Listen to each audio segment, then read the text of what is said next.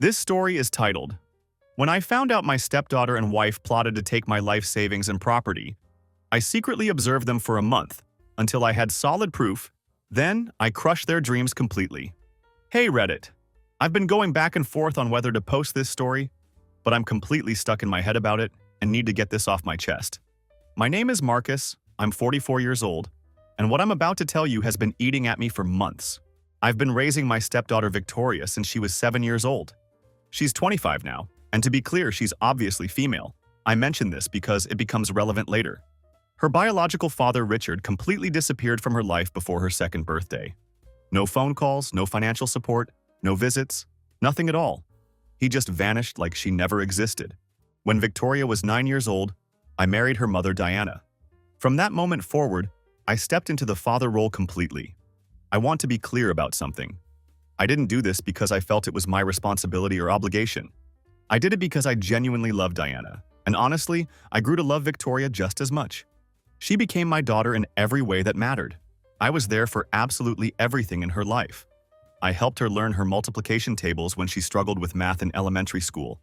I spent weekends in the garage building her first bike from scratch, teaching her how tools worked and watching her face light up when we finished.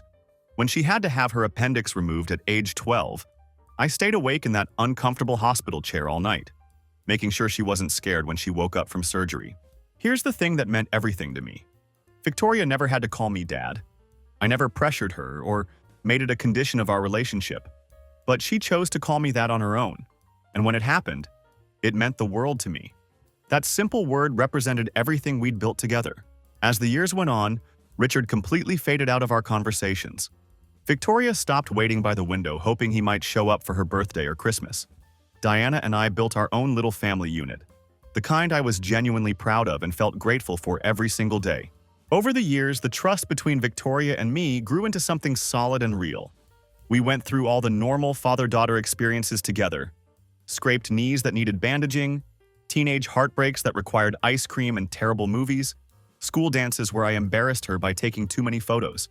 I was the dad standing by her side through all of it, fiercely proud of the strong, intelligent young woman she was becoming. I made sure to teach her responsibility and integrity in everything she did.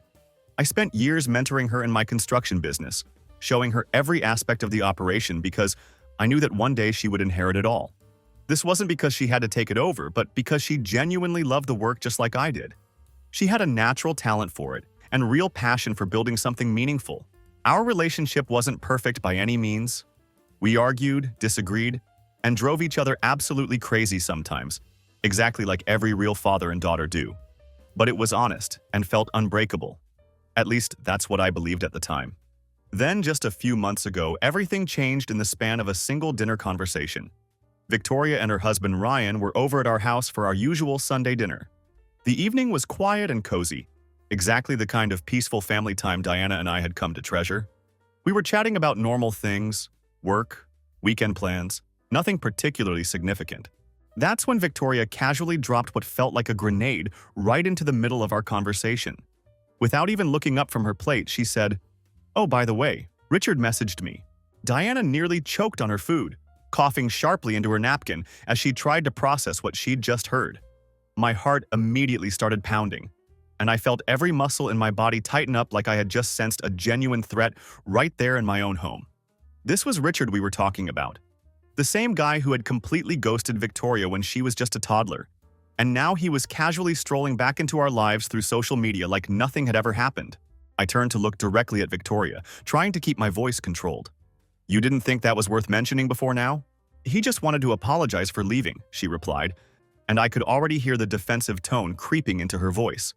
She went on to explain that apparently he'd been following her social media accounts for a while, but claimed he hadn't wanted to interfere with our family.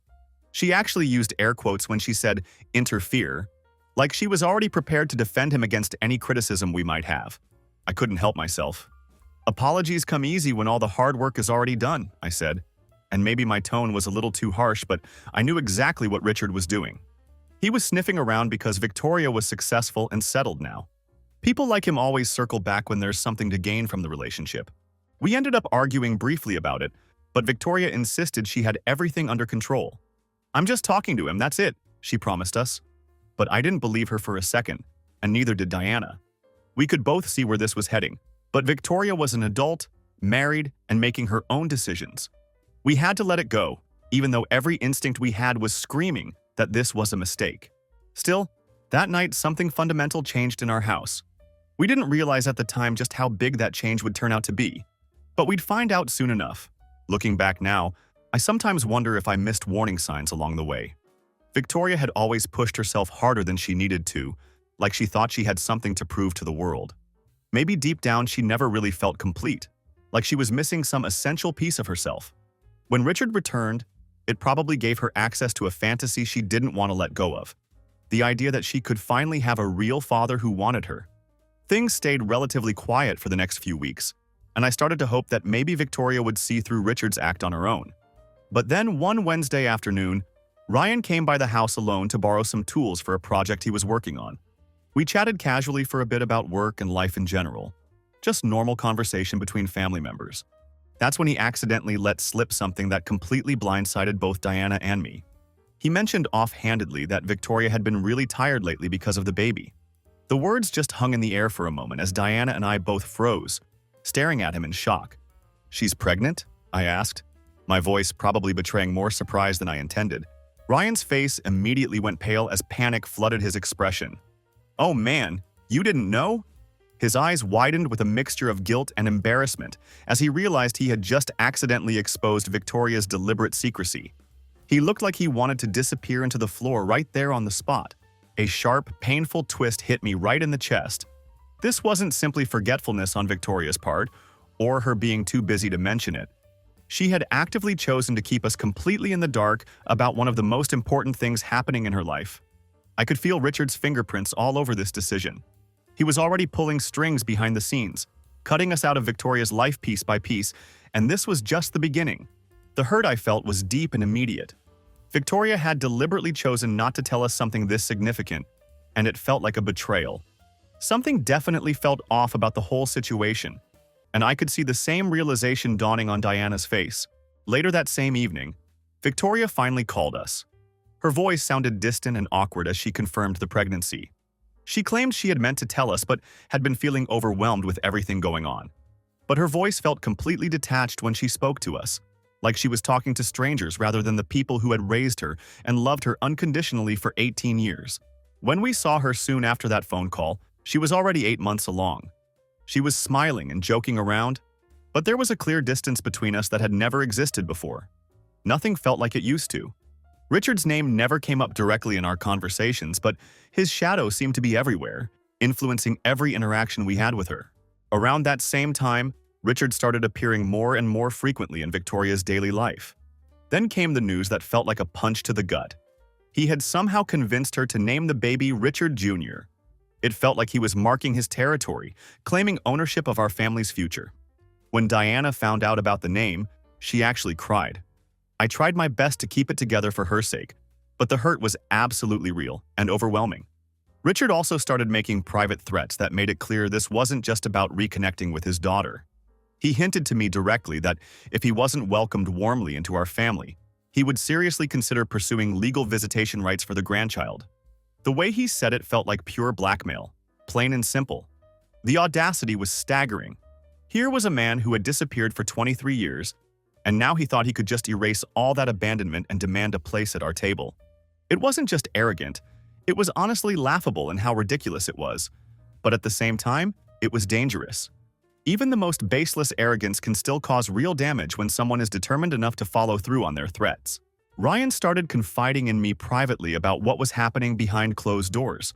He admitted that Richard was pressuring him as well, suggesting that Ryan's lack of enthusiastic support for Victoria's newfound bonding with Richard might actually jeopardize his marriage. Richard was quietly manipulating everyone in our family circle, playing psychological games with each of us individually. "I'm completely stuck, Marcus," Ryan whispered to me one evening, visibly shaken by the impossible position he'd been put in. "If I fight too hard against this, she'll probably walk away from me. But if I just say nothing and go along with it, she's going to destroy everything you've built over the years." His desperation mirrored exactly what I was feeling inside.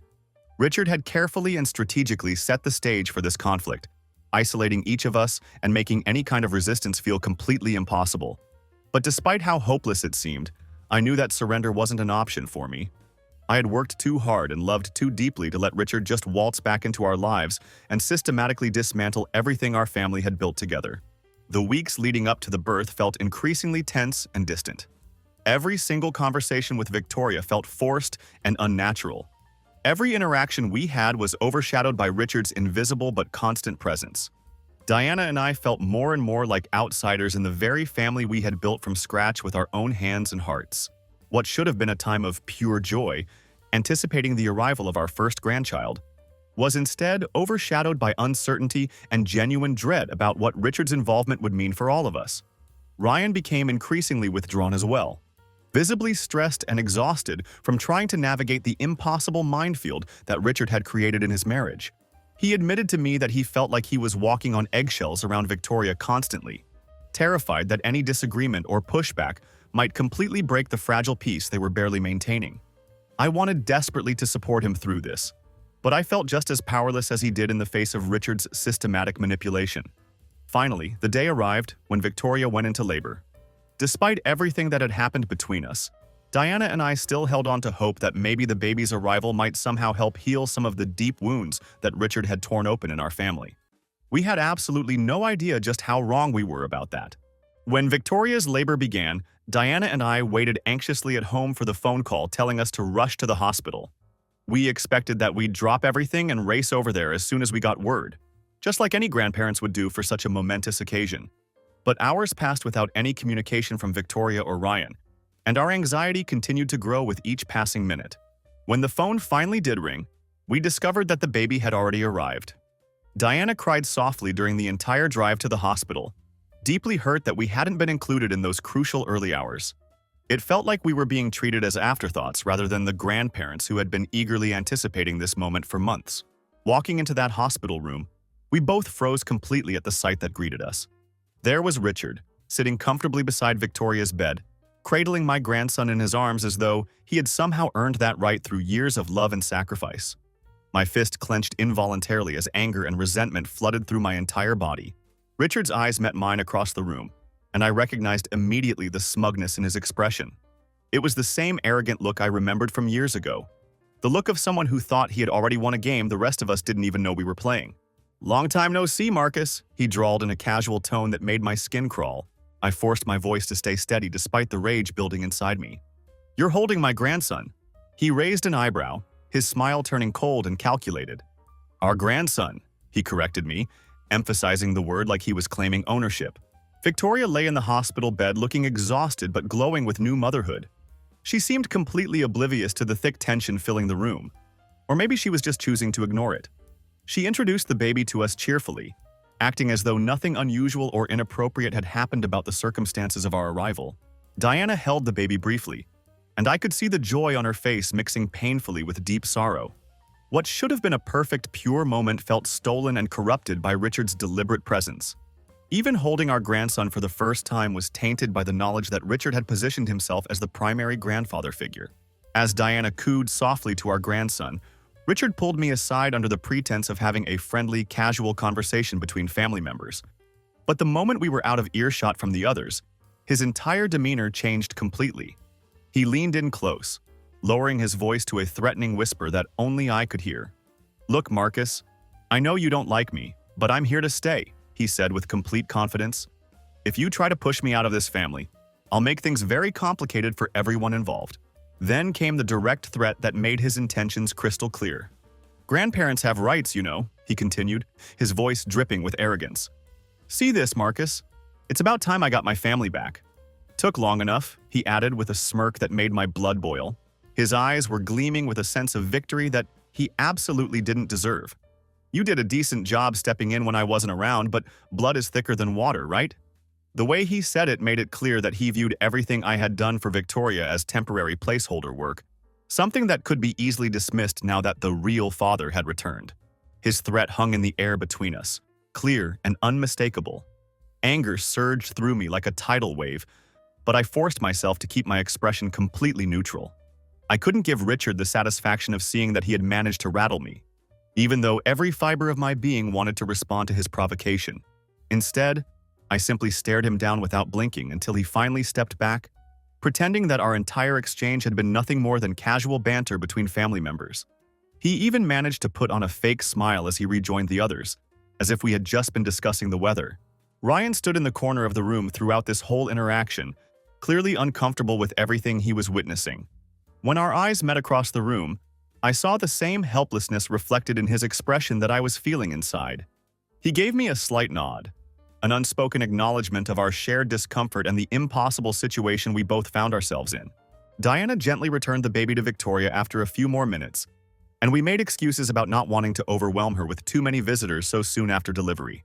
We left the hospital much sooner than we had planned, our hearts heavy with disappointment and anger. The drive home was completely silent, with both of us lost in our own thoughts about what had just transpired. Diana quietly wept during the entire journey, mourning the beautiful moment we had envisioned for years that had now been forever tarnished by Richard's calculated manipulation. That night, I lay awake for hours, replaying Richard's threatening words over and over in my mind. I felt helpless and furious at the same time.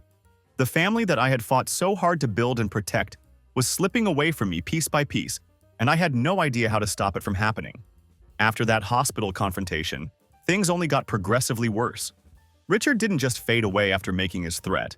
Instead, he became even more prominent in Victoria's life, embedding himself deeper into her everyday routine and decision-making process. Victoria began skipping out on our regular family dinners and gatherings, always citing exhaustion from new motherhood or some urgent business she needed to handle.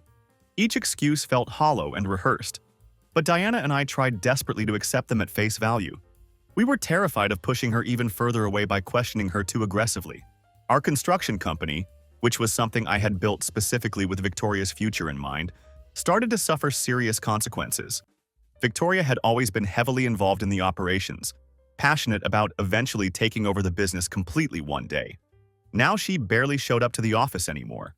She was missing critically important meetings with clients and investors, and leaving essential tasks completely unfinished. When I gently confronted her about her absence and lack of commitment, she would just brush off my concerns casually. She claimed that being a new mother was her only priority now, and everything else would have to take a back seat. Her complete detachment from something she had once been so passionate about stung deeply, especially knowing that Richard was behind this sudden change in her priorities. One evening, after a particularly tough day at work trying to cover for Victoria's absence, my phone rang.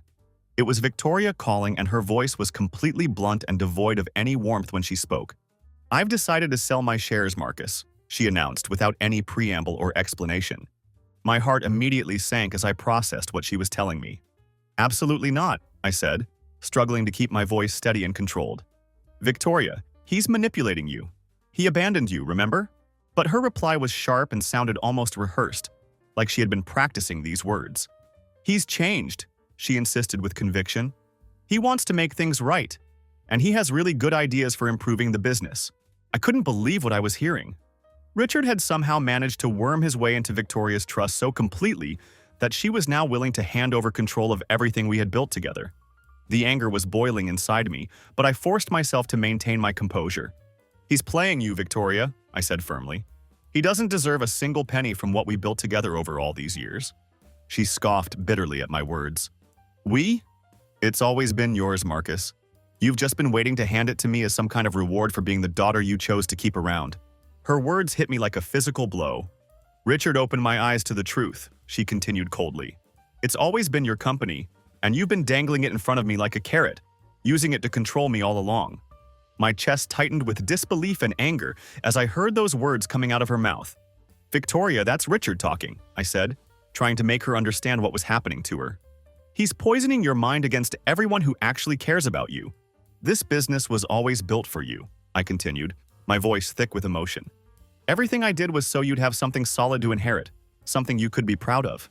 "No," she shot back coldly, her words precise and cutting like daggers. "Richard deserves a chance, and I'm giving it to him. End of story." The line went dead, leaving me sitting there stunned and completely hollow. I felt betrayed beyond anything I could have imagined possible.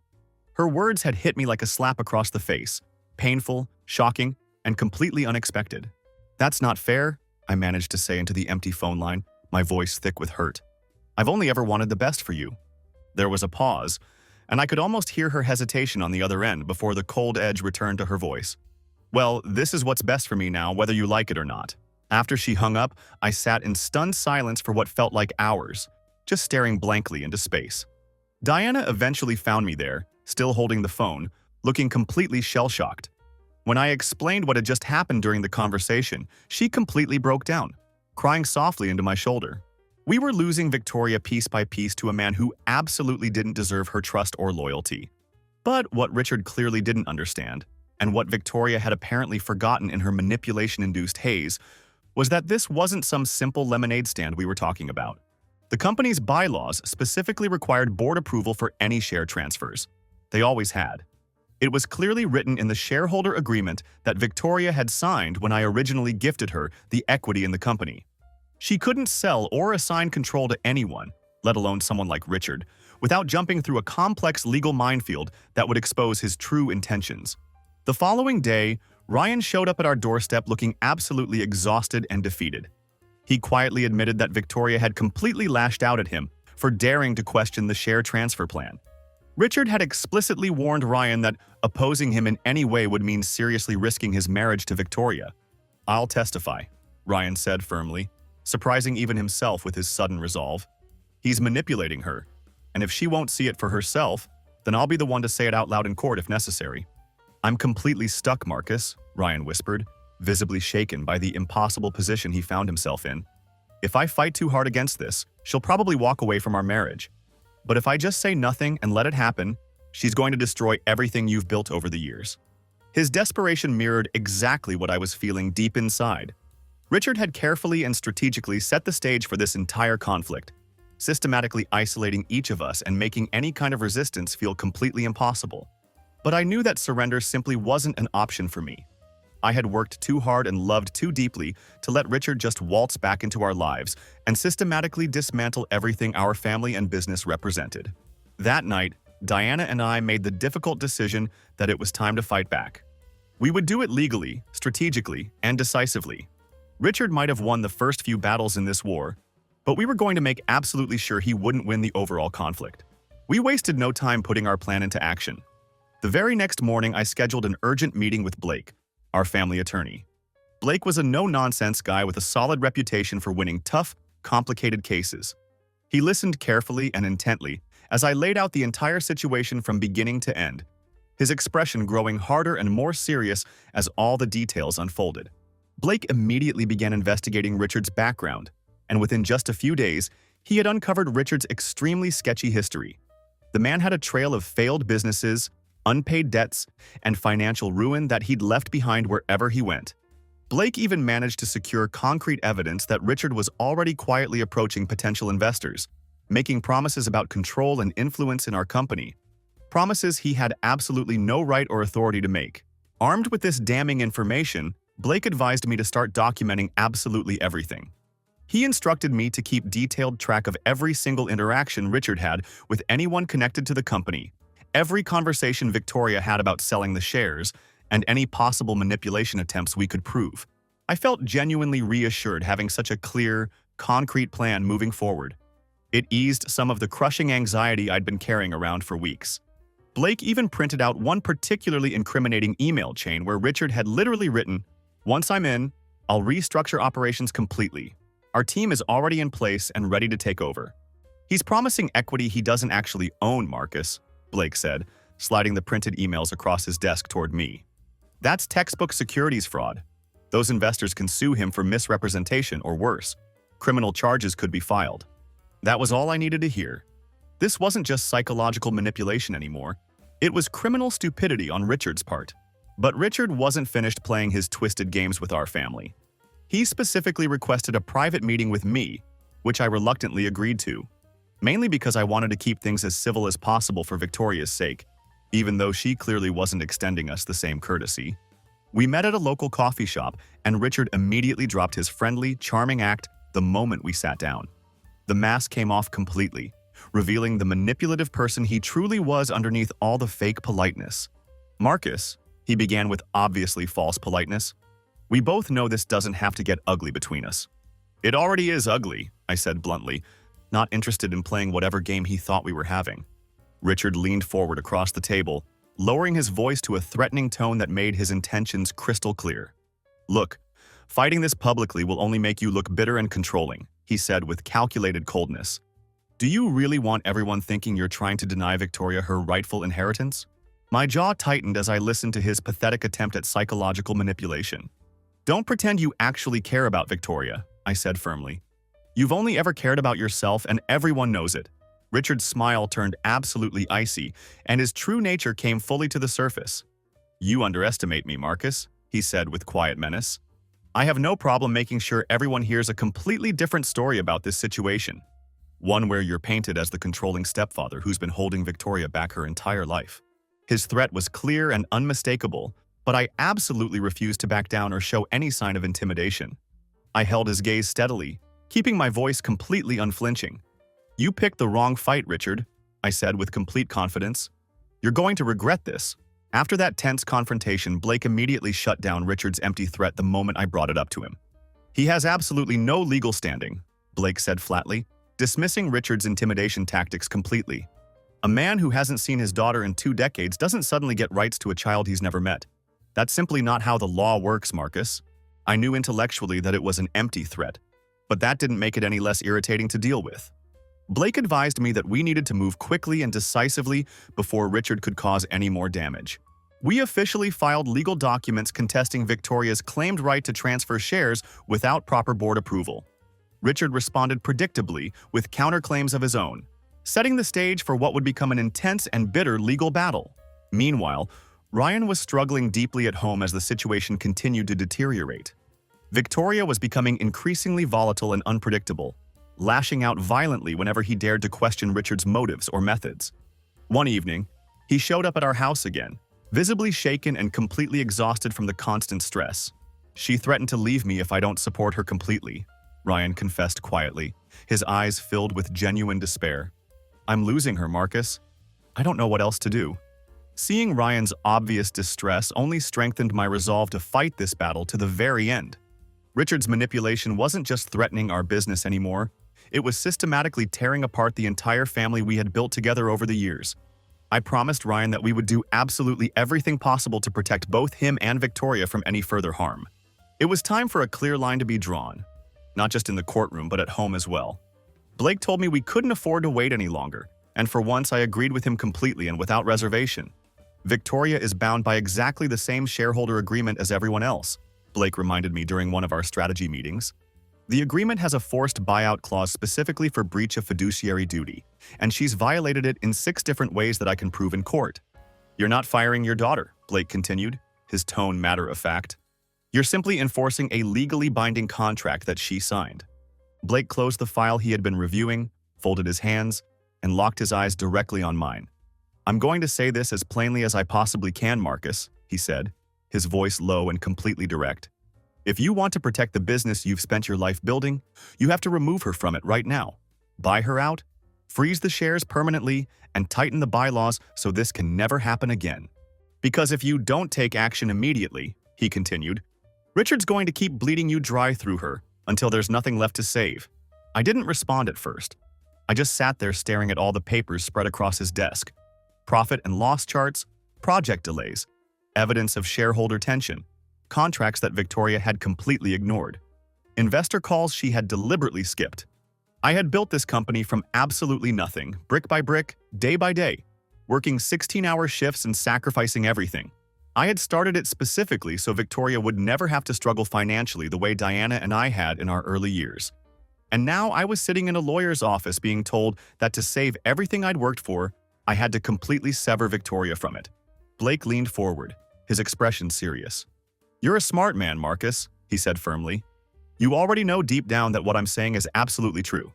You've given her chance after chance to do the right thing.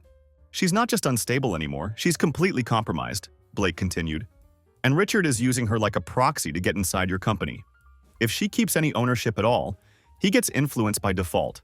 He's already promised fake equity to outside investors. He's gambling recklessly with your entire life's work." I took a deep breath and let it out slowly. My jaw was clenched so tightly it was actually hurting. "It'll destroy her completely," I said quietly. If I take everything away from her like this, Blake cut me off immediately. She already gave it all away, Marcus, he said bluntly. You're just cleaning up the wreckage she left behind. I sat back in my chair, swallowing a hard lump of bitterness that had formed in my throat. Memories flooded through my mind like a movie reel. Her first day shadowing me in the office when she was 19 years old, asking intelligent questions about construction planning and project management. I remembered her sketching out a new warehouse layout on a napkin during lunch one day, like it was the blueprint for her entire future. I thought about the genuine pride I had felt watching her step confidently into boardrooms, presenting ideas to investors and clients. The way I used to see myself reflected in her ambition and drive. She had been everything I hoped she would become, and more. But that version of Victoria didn't exist anymore. Richard had systematically destroyed the woman I had raised and replaced her with someone I barely recognized. I nodded slowly, my voice barely above a whisper. Do it. Draft the papers for a full buyout and put an immediate freeze on her voting rights. Blake gave a single decisive nod, already reaching for a new folder. It's the right move, Marcus, he said with professional certainty. I'll have her served with the documents within 48 hours. The days that followed were filled with tense meetings and incredibly stressful planning sessions. The legal procedures wore heavily on all of us, but especially Diana. She did her absolute best to maintain a brave face through everything, but I could clearly see the emotional toll this was taking on her. We held on to each other tightly during those difficult days, finding comfort and strength in our shared determination to see this through. Then came the day when Victoria finally received the legal papers. She barged into my office without any warning, gripping the envelope that Blake had sent that morning. She must have ripped it open right there in the driveway because the flap was completely shredded and the pages were bent and wrinkled, like she had been squeezing them tightly during the entire drive over. You're buying me out, she snapped at me the moment she walked through the door. No hello, no attempt at normal conversation, just straight to the explosive confrontation. I didn't flinch or show any reaction. I stayed seated in my chair, hands folded calmly, keeping my voice completely steady. I offered you a clean exit, I said, matter-of-factly. One that protects the business and gives you financial security while allowing you to save face. She scoffed dismissively at my explanation. Protect the business? You're just protecting yourself. You want me completely out of your life. No, Victoria, I said, my tone calm but unmistakably cold. I want Richard out of my business. And if that means separating you from it as well, then so be it. He's been using you like a Trojan horse, and I'm not letting him inside my gates. She took a step closer to my desk, practically shaking with rage. I'm not your enemy, Marcus. Then stop acting like one, I shot back immediately.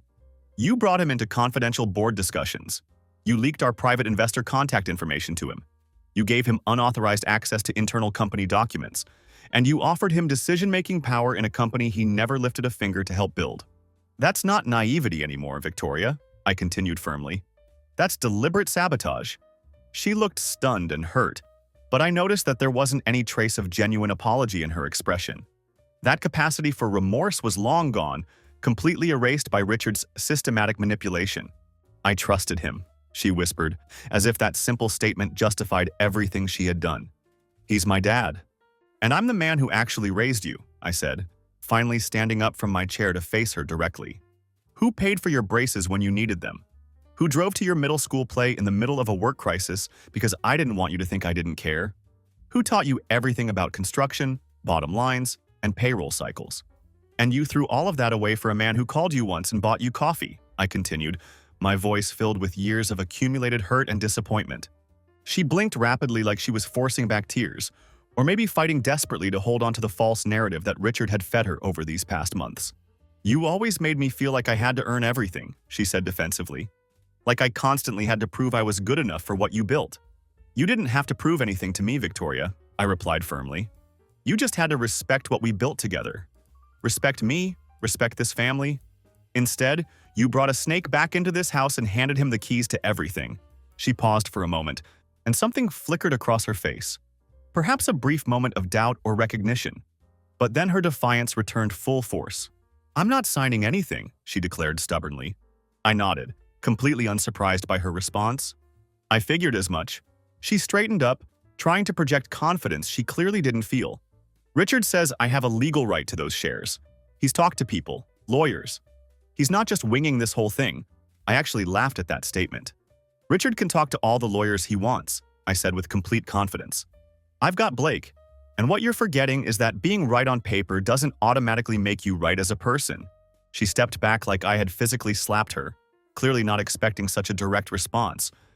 But I was completely done dancing around the truth of what this had become. You had a choice, I said, my voice steady and final. I offered you a way out, a dignified one that would have preserved some relationship between us.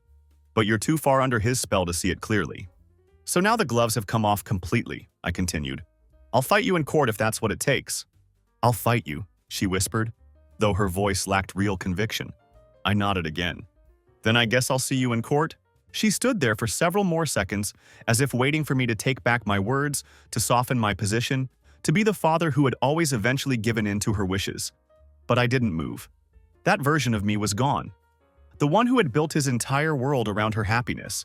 The one who would have given her everything without hesitation. She had buried that man the day she let Richard into our boardroom and started treating me like the enemy.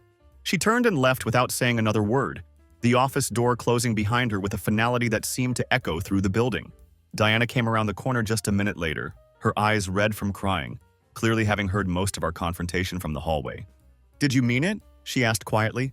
"Every word," I said without hesitation. As the court date approached, Richard's threats and intimidation tactics intensified dramatically. He tried desperately to sway public opinion in his favor, spreading whispers and rumors about me being jealous and controlling.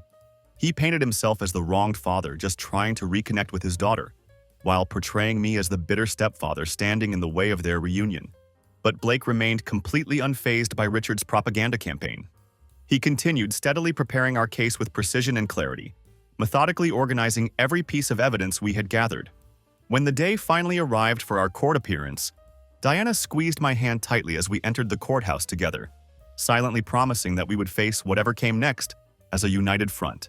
Richard sat across the courtroom from us, still exuding that same false confidence that had irritated me from the very beginning. But I knew we were ready for this fight. This legal battle wasn't just about protecting our business anymore. It was about defending our family from someone who had no right to be part of it. The courtroom felt cold and impersonal as Diana and I took our designated seats. Blake sat beside us, calmly organizing his notes and preparing for what would be the most important presentation of this entire ordeal. Across from us, Richard leaned back casually in his chair, whispering occasionally to Victoria in what appeared to be an attempt to project confidence. Victoria looked anxious and uncomfortable, deliberately avoiding making eye contact with Diana and me. She seemed torn between loyalty to Richard and confusion about what was actually happening. Ryan sat behind her, visibly isolated and troubled by the entire situation, clearly struggling with his position in this family civil war. When the judge entered the courtroom, everyone stood briefly out of respect. Blake began his presentation methodically and systematically, outlining every single detail of Richard's deceptive attempts to infiltrate our company. He presented evidence of Richard's promises to unauthorized investors and his systematic manipulation of Victoria over the past several months. Each point Blake made was reinforced by documented proof: emails, recorded conversations, financial records, and witness testimonies. Blake was precise and completely unwavering in his presentation, leaving absolutely no room for doubt about Richard's true intentions and methods. Richard's attorney tried desperately to paint me as controlling and possessive, claiming that Richard was simply trying to reconnect with his daughter and legitimately invest in our family business. But Blake swiftly countered every argument, presenting overwhelming evidence of Richard's threats and manipulations, including Ryan's detailed testimony about Richard's intimidation tactics and their devastating impact on his marriage. Blake mentioned almost casually that several of Richard's would-be investors had quietly pulled out of their commitments and were now considering legal action against him. False promises, misrepresented positions, Blake explained to the court. He might not be going to jail, but his reputation was circling the drain very quickly. Throughout the entire hearing, I kept glancing over at Victoria, seeing the obvious pain and confusion written across her face.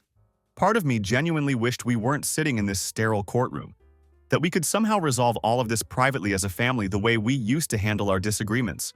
But Richard had forced our hand completely, making this courtroom confrontation absolutely inevitable through his manipulative actions.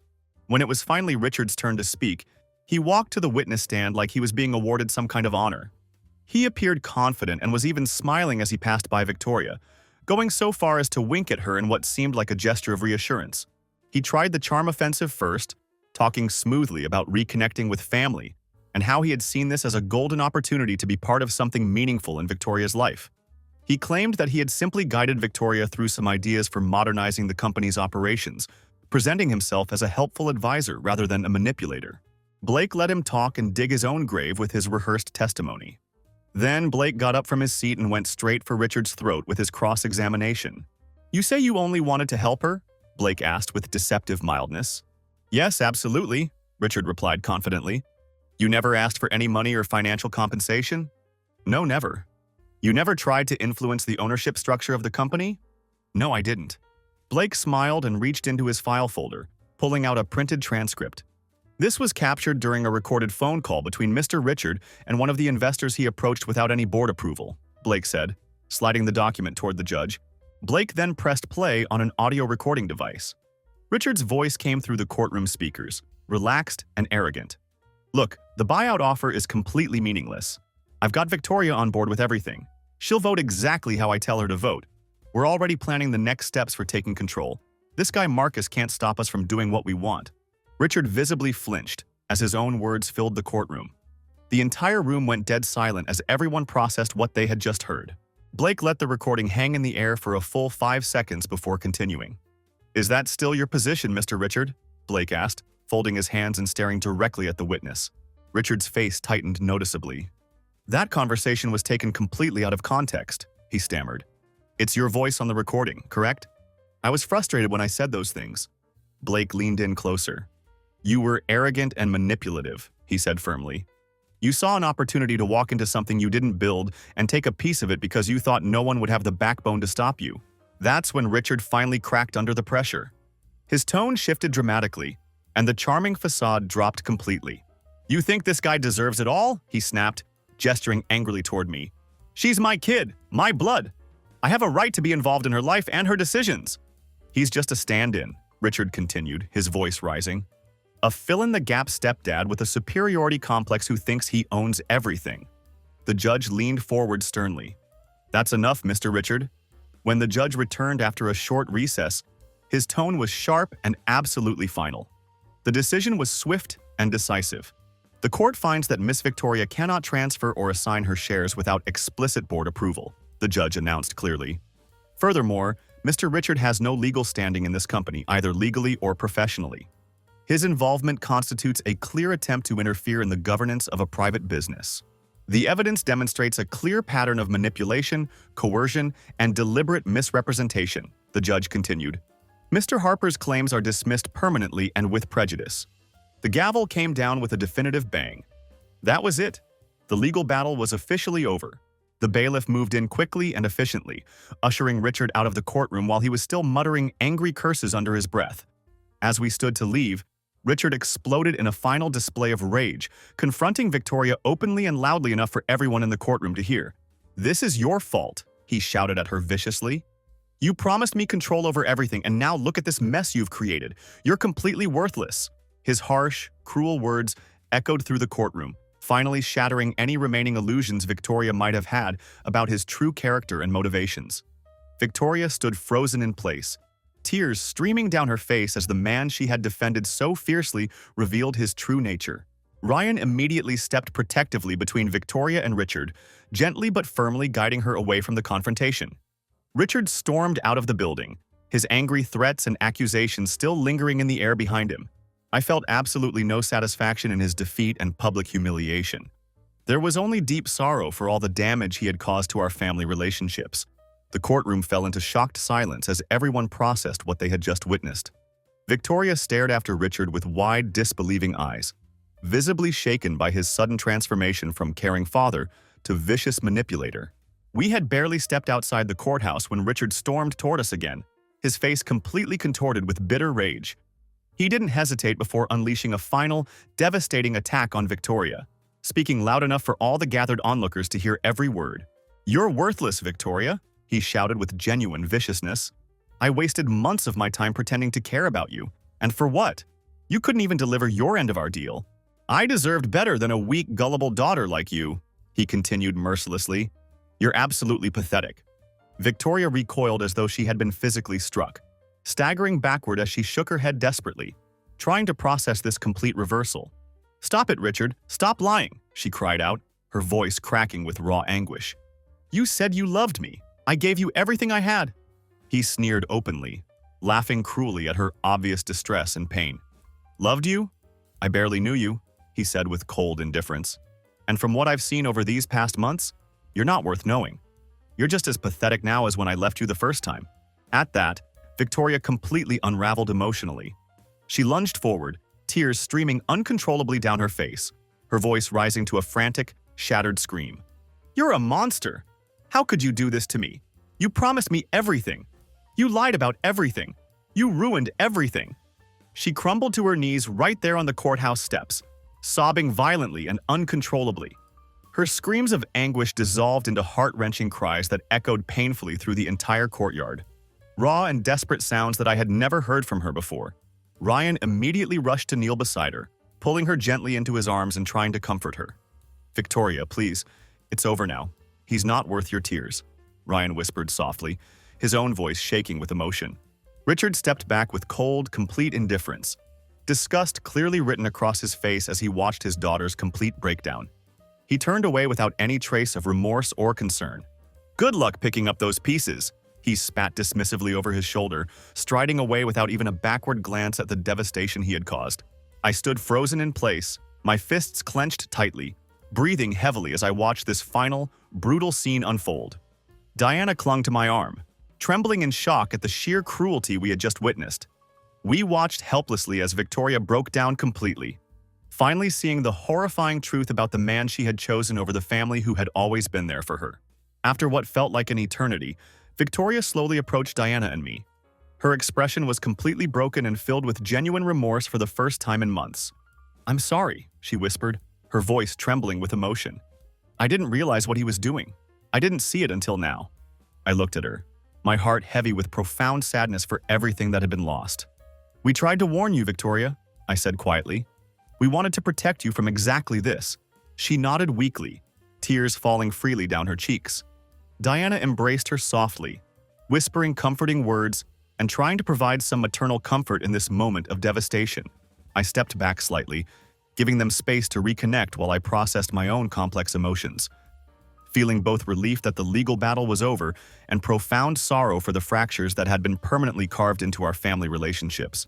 This victory felt completely hollow, overshadowed by all the damage that had been done to the bonds we had spent years building. In the weeks following the trial, Richard disappeared entirely from our lives, leaving behind nothing but a trail of unpaid debts and broken promises to the investors he had tried to deceive. Victoria began attending counseling sessions, working hard to repair the damage that had been done to her marriage and her family relationships. Ryan stood by her side throughout this difficult process, patient and supportive as always, determined to rebuild their life together despite everything they had been through. Our business slowly began to stabilize, finally free from Richard's interference and manipulation. But the emotional scars remained deep and painful for all of us. Trust had been severely damaged, and relationships had been strained to their breaking point. Diana and I leaned heavily on each other during this recovery period, drawing strength from our bond and shared commitment to healing our family. One evening, several weeks after the trial had concluded, Victoria came by our house. She was clearly nervous but appeared resolute about whatever she had come to say. We talked openly for the first time since everything had completely unraveled between us. She acknowledged the deep hurt she had caused to our family and accepted full responsibility for her actions and decisions. I listened quietly to what she had to say, seeing what appeared to be genuine regret in her eyes for the first time in months. "I can't change what happened," she admitted softly, her voice barely above a whisper. "But I want to try to rebuild what we had, if that's even possible." She looked up at me with bloodshot, exhausted eyes. "I let him use me," she continued, the words seeming to cause her physical pain. "I didn't see it until it was way too late. I lost the company that you built for me. I nearly lost my marriage to Ryan, and I don't even know if I deserve to be here asking for forgiveness." "You don't," I said evenly, without any attempt to soften the blow. I looked directly at Victoria, making absolutely sure there was no room for misunderstanding what I was about to say. My tone was firm and completely uncompromising. "You can come here," I continued, laying out the new reality. "You can see your mom whenever you want. You'll be treated with basic respect when you're in this house. But don't mistake any of that for reconciliation or forgiveness." She stared at me, clearly not sure what she was hearing or how to process this new dynamic. I didn't build my entire life around raising someone else's child just to be told that none of it mattered, I said, my voice steady and final. You gave everything we built together to a man who vanished the second life got even slightly difficult. And then you defended him while he tried to take everything I had worked to protect. That wasn't just a mistake, Victoria, I continued, making sure she understood the gravity of what she had done. That was a deliberate choice to betray everything we had built together. She sobbed quietly, burying her head in her hands as the full weight of my words hit her. Diana sat beside her silently, gently rubbing her back while tears formed in her own eyes. I let them have their moment of grief and connection. But when Victoria finally looked up at me again, I spoke with complete clarity about what our relationship would be moving forward. The only reason we'll still share a room now and then, I said firmly, is because of your mother. For her sake, I'll be civil when you're here. For her sake, I'll be polite and respectful. But don't expect anything more from me than basic courtesy. I'm completely done pretending this is something it's not, I concluded. Victoria opened her mouth slightly, as if she was about to speak or plead her case, but then she closed it again. She was finally beginning to realize the true weight of what I had just laid out for her. Her eyes filled with tears, but she managed to keep them from falling. There were no further objections from her, no desperate pleas for reconsideration or promises that things could be different. Victoria had finally understood the complete severity of what she had lost and exactly why she had lost it. In the months that followed this conversation, life slowly moved forward, but it never moved back to what it had once been between us. Family dinners resumed, though they were much quieter now, marked by careful conversation and guarded interactions that hadn't existed before.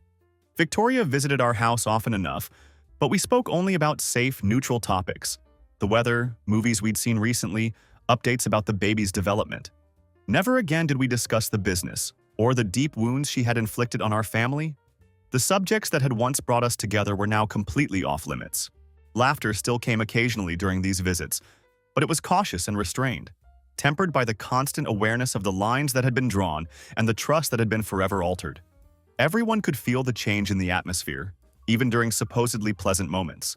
Ryan made genuine attempts to bridge the gap between Victoria and me, trying to find some way to repair what had been broken. But he eventually accepted the new reality of our relationship, understanding that some damage simply couldn't be undone. He knew exactly where I stood on everything, and he respected my boundaries without question or argument. Victoria herself seemed quietly resigned to this new dynamic. She appeared to understand that our relationship had fundamentally and permanently changed. The easy warmth we had once shared, the natural father-daughter bond that had been built on years of unconditional trust and mutual respect, was now permanently diminished. We still showed up when it mattered, for important family events, holidays, and occasions involving the baby. But the effortless intimacy that had once defined our relationship was gone completely. It was a new normal that felt colder and much harder than before, but it was at least honest about what we had become. The scars from Richard's psychological poison ran incredibly deep, serving as a constant reminder of the choices Victoria had made and the man I had been forced to become in response to her betrayal. Every interaction we had was shadowed by the memory of what she had chosen over the family who had always loved her unconditionally. This wasn't the ending I had ever imagined for the story of raising Victoria.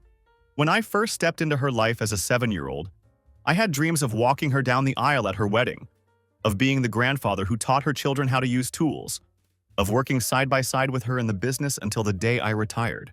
Instead, I was left with the hollow satisfaction of having protected what I built, but at the cost of losing the daughter I had poured my heart into raising. Richard had gotten exactly what he wanted in the end. He had destroyed the bond between Victoria and me, even though he ultimately gained nothing for himself in the process. The saddest part is that Victoria will probably never fully understand what she gave up. She traded 18 years of genuine love, support, and sacrifice for a few months of lies from a man who abandoned her when she was a toddler. And now she'll spend the rest of her life knowing that she chose poorly when it mattered most. As for me, I've learned that love isn't always enough. Sometimes the people you do anything for will still choose to hurt you in ways you never thought possible. And sometimes, protecting yourself and what you've built means accepting that some relationships can't be saved, no matter how much history you share or how desperately you want things to be different.